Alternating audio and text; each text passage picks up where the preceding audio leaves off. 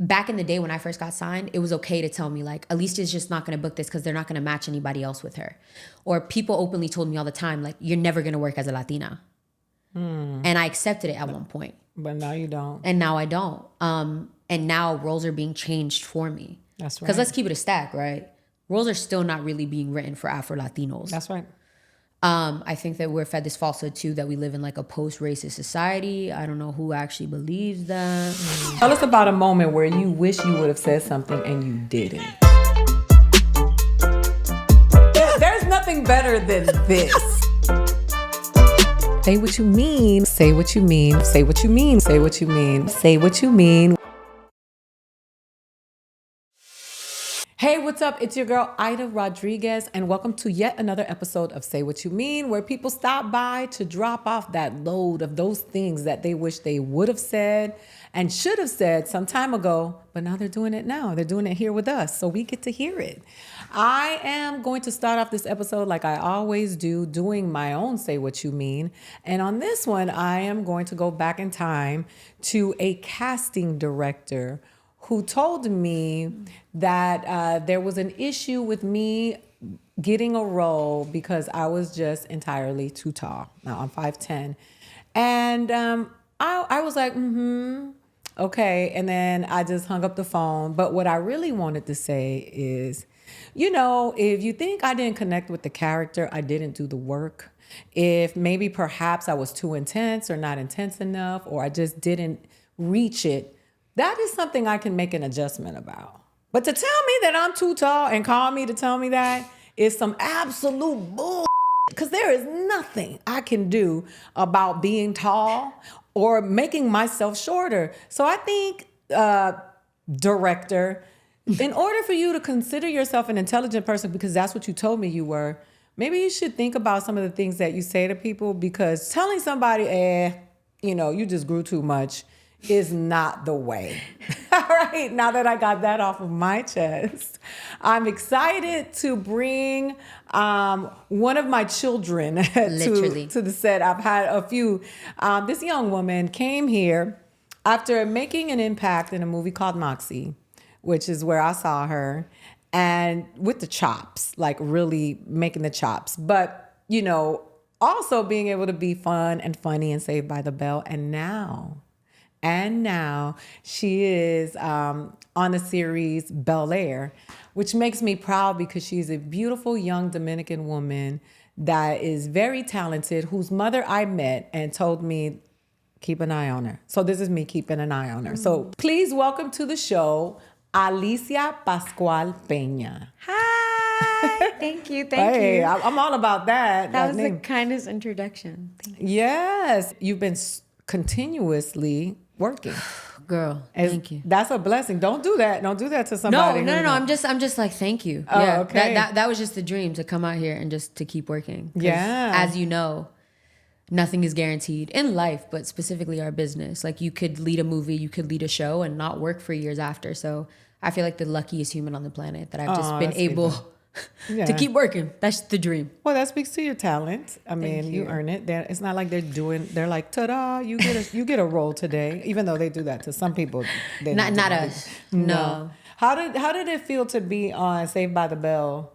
And in that franchise, which already existed prior to you, in a very different way that wasn't as inclusive. Yeah. And you guys brought it to life in a very current manner that has been impactful for people to see a reflection of themselves on that show. How did that feel for you? Thank you. I also just love that I am talking to my mother right now. I think she's just the most beautiful and special human. But to be on Saved was such a special experience because, like you said, it is an IP. It is a world that's already existed prior to me. So stepping into that, there's already an embedded fan base. There are people that hold Saved by the Bell in a really nostalgic place in their heart. So I was really grateful to join a franchise that people really already care about. But I do think that it was a responsibility too, to respect the original show with our reimagination. Like you said, our show was so different than the original. I personally play a queer quarterback who wrestles and speaks Spanish and holds her Spanish teacher accountable, so it felt like a gift to step into this world, but go, how can we evolve from here and reflect the world that we live in now, and also make the communities that we're a part of proud. I was really thankful that I got to be an Afro-Latina on the show. Yeah. And speak Spanish and talk about kind of how we're disenfranchised in the education system, right? In a really fun, quirky way. And I got to be comedic, but I also got to be like desired, and I got to be popular. It was a character that I'd never seen on screen before. So I took a lot of pride in like showing up in my fullness and being this dynamic character of Aisha Garcia. But it was interesting too, right? Because art is subjective, and I think some people from the original didn't love how Inclusive it was. right? Exactly. I was like, are you guys mad that we put Black people and queer people on the show? Girl, racist people been having meltdowns for the last... Period. Y'all just gonna have to be mad because we're here and we're not going nowhere. That's right. But yeah, it felt like a gift, and it was a blessing to kind of have that be my introduction to television. Also, like as a girl who grew up on 30 Rock, and my favorite shows of all time are like Martin and Living Single. These like really comedic shows. To then be a series regular on a comedy was a dream. So The funny thing, the connectivity. So Martin dated Lark Boreas, who was Lisa Turtle. what? Yes, they dated. So it's so funny. I didn't know that. Yeah. Did you go back and watch any of the old episodes? Yes. Yeah. Well, funny enough, you've met my mother, and my mother adores Aida, and was like, "You have now adopted her, so thanks for taking me on." did. She literally was like, "Please watch her." But my mom was very strict. Shout out, mommy, we love you. But she didn't let me watch TV Monday through Friday, so I was allowed to watch TV on the weekends. And what's on really early morning? Saved by the Bell. By the Bell. So even as a younger kid, like some of my other castmates were like, I didn't watch Saved by the Bell as a kid. I did, because it was on really early in the morning. So I'd seen a bunch of episodes, and I was obsessed with Lark, and just the show went on for so long. Yeah. I felt like it was such a part of my memory as kind of an actress of a long running show. So that's why when my phenomenal manager called me and she was like, "Are you familiar with Saved by the Bell? Like, I think you should go in for it." I was like, "Hell yeah, I know what Saved by the Bell is." So yeah, it feels kind of insane to have been a part of that reboot and then now join a new one.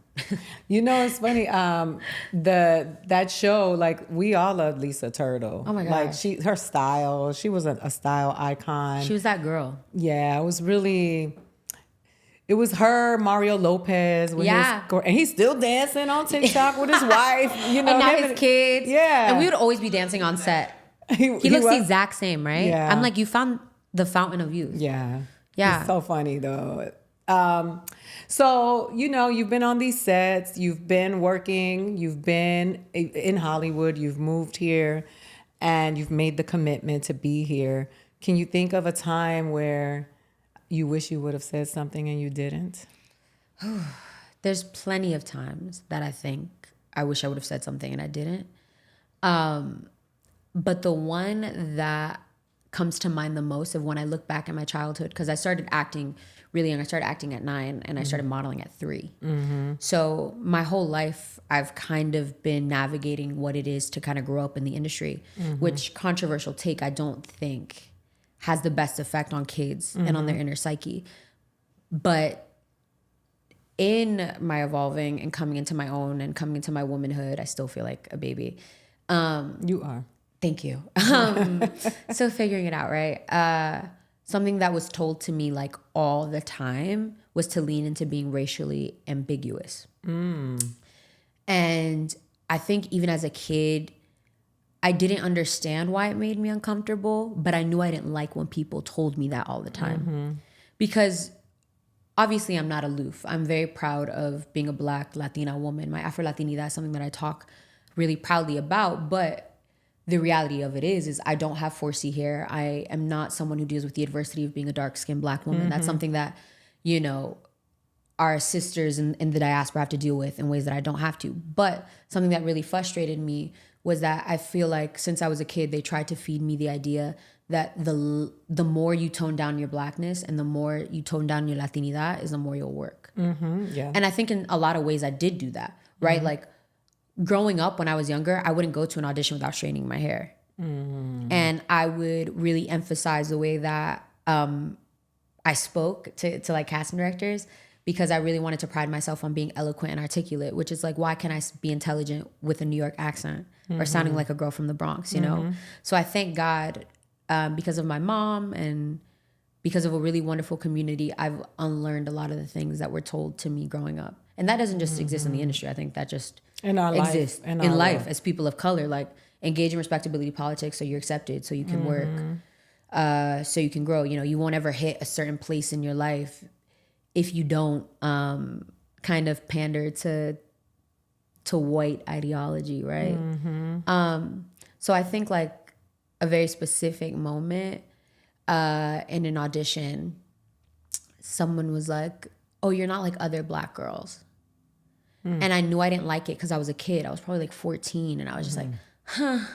And I didn't really know what to say. But if you were to tell that to me, Alicia's 25-year-old self, I'd be like, ooh. Yeah, no. I would be like, actually, what do you mean by that? Because like Black women come in different shapes and forms, and I am like other Black girls. Like this whole tokenism, like there can only be one of us. I thank God never really sat right in my spirit as a kid. And kind of like what you said, what you opened up the episode with, like how someone called you and was like, you're too tall. Like back in the day when I first got signed, it was okay to tell me like, Alicia's just not going to book this because they're not going to match anybody else with her. Or people openly told me all the time, like, you're never going to work as a Latina. And I accepted it at one point. But now you don't. And now I don't. And now roles are being changed for me. That's right. Because let's keep it a stack, right? Roles are still not really being written for Afro-Latinos. That's right. I think that we're fed this falsehood too, that we live in like a post-racist society. I don't know who actually believes that. Please go out there and vote. But that's just not the truth, you know? So I think I really wish in all those moments where people were like, you know, I had an agent straight up tell me when I was a kid, like, change your name so you can lean into being less. Oh, yeah. You feel me? Because my name's Alycia Pascual Peña. Like, más dominicana than that doesn't get. No. Well, Aida Margarita Rodriguez Paradas. And the one agent was like, just change it to Aida Milan. Ew. And I was like, why? Where'd you pick it? Where'd you get Milan from? Where did that come from? Yeah. He was like, hey, I just thought about it because you used to model. And I was like, girl. That, you know what's funny is that our last names are probably just that random anyway, because they're not our real last names. Yeah. But it's just very interesting when people say things like, I mean, they tell ethnic people all the time, people of color, Black people all the time, and try to speak, you know, as, you know, and we've had people, you know, you guys are in a generation where people mind their words a little more. People they would say to us, talk white. Yeah. And I'm like, so let me get this right. What kind of white are we talking? Yeah. Honey Boo Boo white? Or are we talking like, are we talking, you know, Harvard white? Because there are white people whose subjects and verbs don't agree as well. So why do we? But, so if you had an opportunity to speak up and say something to those people, what would you say? What would be the words? You can just say it now. Oh, okay, period. This is my opportunity.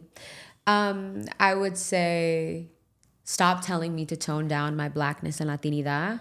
I show up fully in this room and my truth, and I'm proud of who I am.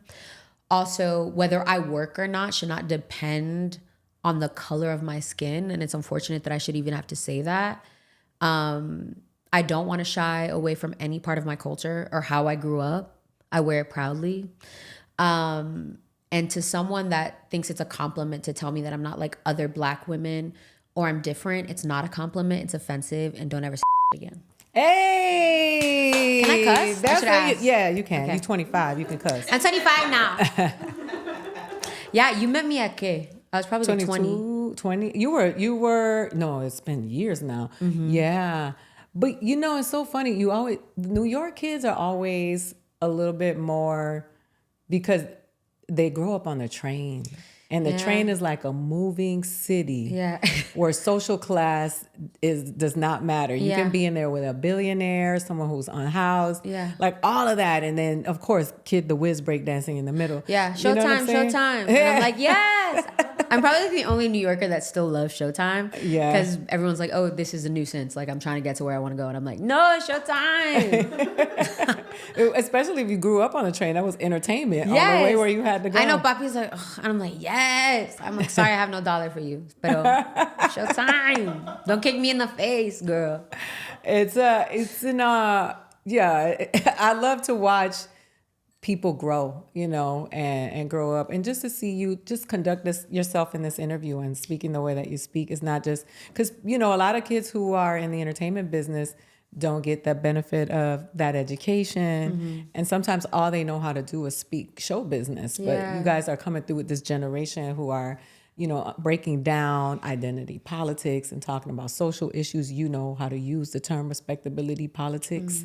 You know what I mean? Like, there are some people who are like, what's that? What that mean? Like, I do respect the politicians. Like, so. I respect them, the foot. No, thank you for saying that. It'll never be lost on me that I think I'm very blessed to kind of be a part of this renaissance. It's uncomfortable, but I'm super blessed because it's not lost on me that to be an actress 20, 30 years ago, even for you navigating this industry, you weren't allowed to say certain things. Whereas now I openly can say like, oh, this is oppressive. This is an unsafe workplace. That didn't exist back in the day. Like, so I only get to be here and exist and speak the way I do and get to be this annoying little Gen Zer because of amazing other women of color that came before me to tear down those doors, right? It would be remiss of me not to acknowledge that. I'm very blessed that I get to be as vocal as I am. And it still has implications, but not the way it did before. Yeah. I think, like you were saying, back in the day, they could tell you, like, talk white. Back in the day, they could drop one of your names or you're not going to work because, girl, you're a black girl. You're just going to get less auditions.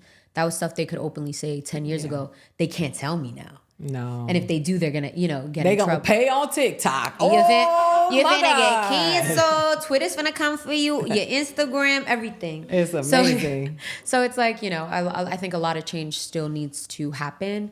But I'm always very grateful that it's like, oh, wow, even as an artist, before I think it was like, yo, if you an athlete and you black, dribble the ball, this come tap dance for us. Yeah, absolutely. Whereas now I'm like, oh, no, I want to be respected in a multidimensional way. And I am going to speak about the things that I care about and be politically engaged. So it's a privilege and a gift. So I love that. I love it.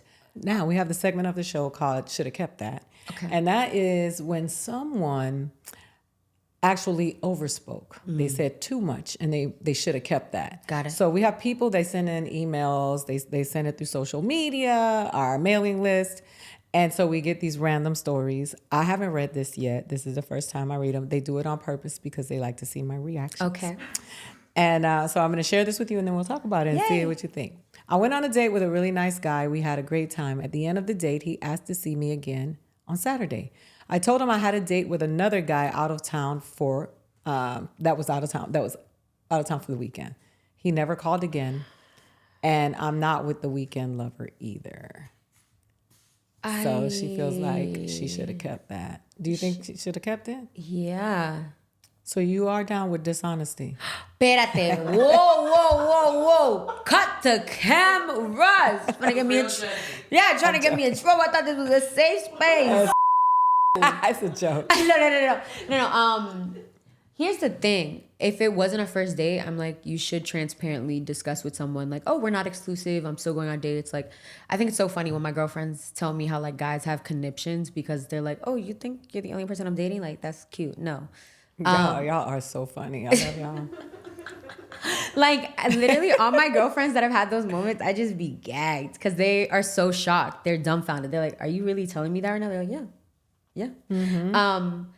But that's not something you say on a first date. What do you think?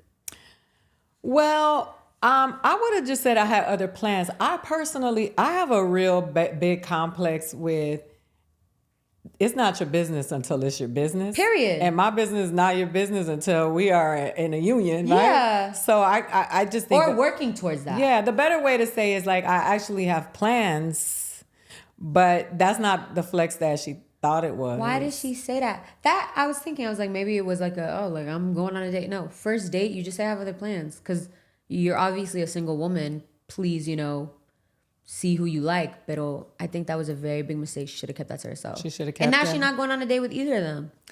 And I don't know. I mean, it's hard out here. That's where I come to. I mean, I'm like, why are you ruining two situations? That's my thing. I'm like, girl, now you have no dates. You had two dates. Instagram post is like dead. Every other Instagram post is so subliminal about how bad dating is right now. Globally, it's not just, and people say Los Angeles in Iowa are struggling trying to find a good Wait, do you actually believe this? This is a conversation that my friends and I have all the time.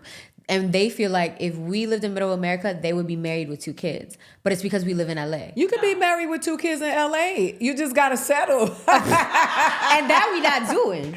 That's what I'm saying, though. You could be married anywhere. When people say stuff like that, it's not that we got to be real about this. Because I have a girlfriend who's always talking about how single she is. And she's like, I can't find somebody. I'm like, I've heard you say you want to date somebody who's an athlete. Oh. And I'm like, you do you though, girl? But I'm like, you athlete mama age now. Like, because a lot of Have you told her that? Have you been honest with her? Yeah, I told her because Okay. I was married to a professional athlete. And the father of my children. Yeah, but now and it's not cute. No, it was a rough. It was a rough. But look, I just turned into it was a rough. I turned into Oprah. Rough. It was a rough run.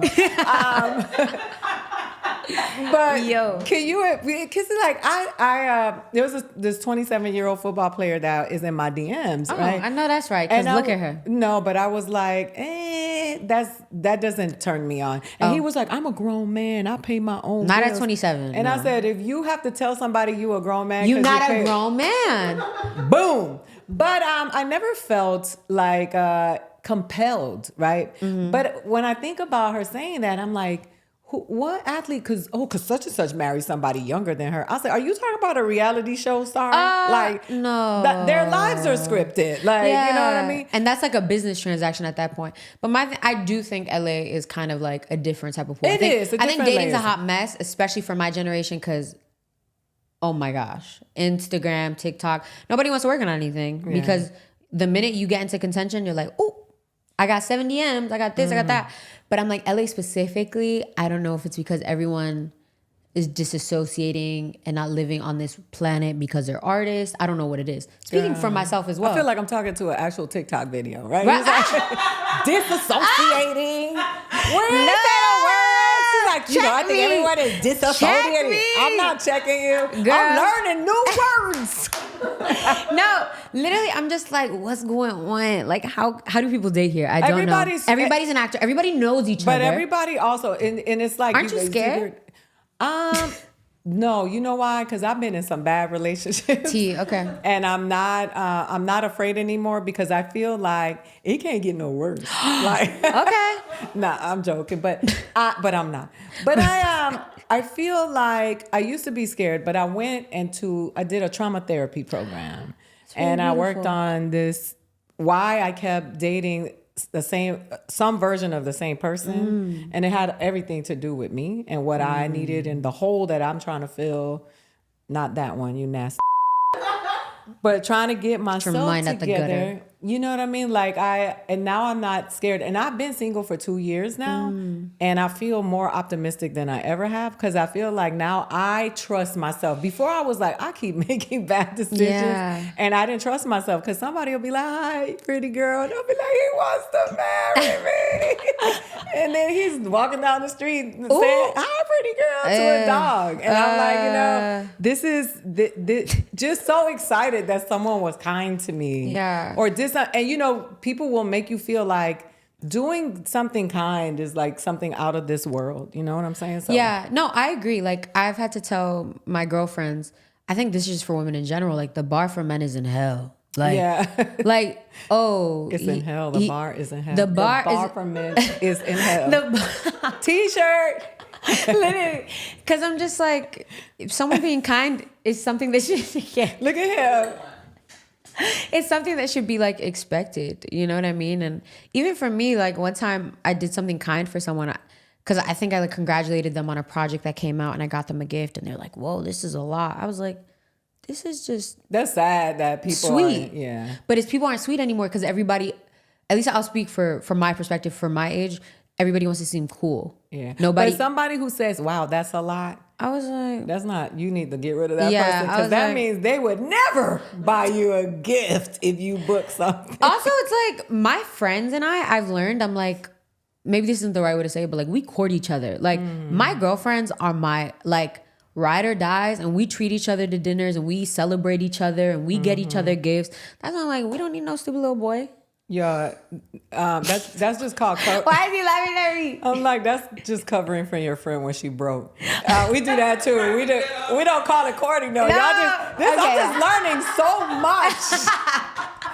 I'm like, hey, I got it this time. We're translating. You got it this time? Yeah. Everybody in here has bought me dinner. Yeah, hey, that's friendship. But that's beautiful. Yeah, I love that you say that we court each other, because I think that using words of love and affirmations is something that people perceive as being uncool, and we need that. We need that. People need positive reinforcement, especially in a world where negativity is constantly being thrown at us. Things are so dark, like genocide, global warming. Girl, you pick.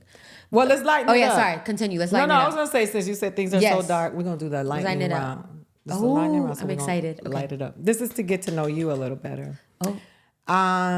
Smash or pass, Netflix and chill.